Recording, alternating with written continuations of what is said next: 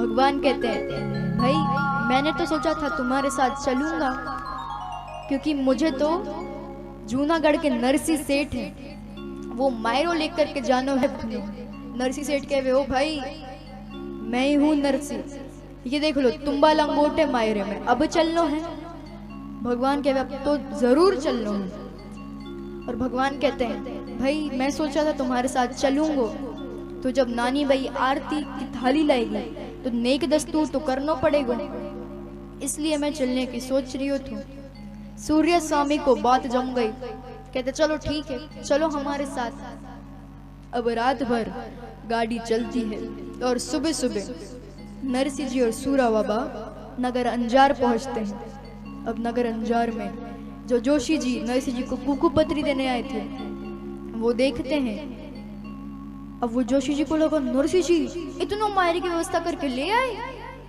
जोशी जी देखते हैं, फिर बड़े ध्यान से गाडोली देखे, तुम्बा लंगोट देखे, समझ आएगी मायरे में क्या लाए हैं। और उन्होंने सोचा भाई श्रीरंग से बात हुई थी नरसी जी आ जाएंगे तो बधाई देनी है, चलो बधाई लेकर के आता हूँ। अब श्रीरंग के घर जोशी जी जाते हैं, श्रीरंग से कहते हैं नरसी जी आ चुके हैं। श्रीरंग कहे सच में नरसी जी आ गए, अरे कितना मायरा लाए हैं। तो जोशी जी मन में सोचे भाई पहले बधाई ले लो फिर बताएंगे, नहीं तो अभी वो बधाई भी ना देंगे। तो जोशी जी कहते हैं अरे बहुत मायरो लाए हैं, ऐसो मायरो जो कोई ला ही ना सके, और सही भी है, तुम्बा लंगोट कौन मायरे में लेकर के जाए। कि वे ऐसो मायरो लाए हैं कि कोई ना भर सके। और कहते हैं कि आप हमें हमारी बधाई दे दो। श्रीरंग बड़े खुश हुए, सोचा अरे बहुत मायरो आए होगो। और श्रीरंग ने जोशी जी को बधाई दे दी। जोशी जी ने सोचा चलो बधाई तो मिल ही चुकी है, अब सच भी बताई दो। जोशी जी कहते हैं आप पूछ रहे थे मायरे में कई चाहिए, सच बता दूं? क्या वे बताओ? तो जोशी जी कह वे वो मायरे में तुम्बा लंगोट लाए हैं। अब ये सुनकर के श्रीरंग को घनी गुस्सा आई। श्रीरंग कह वे सच में हमारी बधाई वापस दो तुम। जोशी जी कह वे बधाई तो वापस नहीं दूंगा मैं, बात क्या हुई थी, नरसी जी आएंगे बस, नरसी जी आ गए तो बधाई मिल गई, सीधी सी बात है। और जोशी जी बधाई लेकर के चले जाते हैं। अब श्रीरंग को बहुत गुस्सा आता है। श्रीरंग सोचते ये कैसे है? बोला था साफ साफ लिखा भी गया था मायरे की व्यवस्था हो जाए तो ही आना, नहीं तो राम राम फिर भी आ गए। अब श्रीरंग के पास गांव वाले आते हैं और कहते हैं भाई श्रीरंग बताओ नरसी जी को कहाँ रुकवानो है।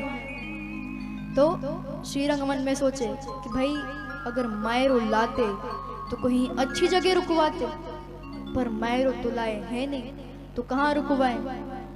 फिर सोचते हैं अरे वो जो दुकान है गाँव पर बहुत दिनों से बंद पड़ी है उसी में रुकवा देते हैं। श्रीरंग कहते हैं वो जो हमारी दुकान है गांव के बाहर वहां रुकवा दीजिए। कहते हैं ठीक है। अब नरसी जी को सब लोग लेकर के जाते हैं, सूरा बाबा को लेकर के जाते हैं, शाम का समय था। अब जाते हैं टूटी फूटी कुटिया में रुकवाते हैं। अब भाई नरसी जी वहां बैठते हैं, ज्ञानदास जी बैठते हैं। दुकान बहुत दिनों से बंद थी, अब उसमें बहुत सारे जीव जंतु थे। नरसी जी कहते हैं ज्ञानदास जी से भाई लगता है बहुत दिनों से झाड़ू भी ना लगी है, बहुत सारे जीव जंतु दिख रहे हैं। नरसी जी से ज्ञानदास जी कहे अच्छा हमारे आजू बाजू कई है। नरसी जी कहे हमारे आजू बाजू दीवार ना है, खंडर सा है। कहे अच्छा ठीक है।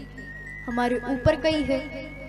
नरसी जी कहे हमारे ऊपर छत भी ना है, हमारे ऊपर पटिए रखे हुए हैं। ज्ञानदास जी कहते अच्छा ठीक है, उन पटियों को तोड़ करके नीचे लाओ। नरसी जी सोचे और कहवे कि भाई हम एक तो मायरो लाए है नहीं, ऊपर से श्रीरंग जी को समधी जी को नुकसान अलग कर रहे हैं। ज्ञानदास जी कहते नरसी जितना बोला है ना उतना करो। नरसी जी कहते ठीक है। अब नरसी जी वो पट्टियों को तोड़ करके लाते हैं, उनमें आग लगाई जाती है। ठंडी का समय भी था, आग लगाते हैं। ज्ञानदास जी ने बोला आग लगाओ, नरसी जी ने आग लगाई। अब जैसी आग लगी उन पट्टियों में तो आसपास के जो जीव जंतु थे वो भी भाग गए, और ठंडी का समय था तो ठंडी भी भाग गई। इस प्रकार की रात नरसिंह जी की नगर अंजार में बीती।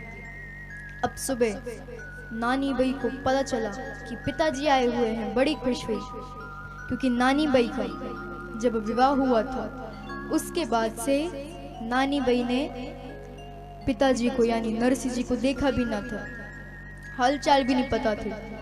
अब तो फोन है, कितनी कितनी सुविधा है कि हर वक्त हर जगह कहीं भी हम बातचीत कर सकते हैं, पर पहले ऐसा कहाँ होता था। अब नानी बाई को पता चला पिताजी आए हैं, बड़ी खुश हुई और दौड़ी दौड़ी जाने लगी पिताजी से मिलने, आंखें भर आई।